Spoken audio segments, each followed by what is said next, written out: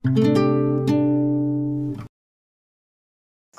guys, maghimo ta og egg rice. So kana ratong kanon nga gamiton. So humot jud.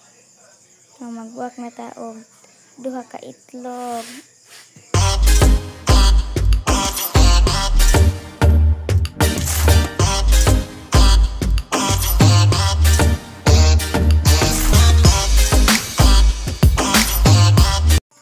So kana itong gisimot, so atong dugmukon, atong kuha tagamay, niya atong ibutang sa itlog, atong dugmukon adto kay para atong haluon niya una tas magdugmok-dugmok na ta ana.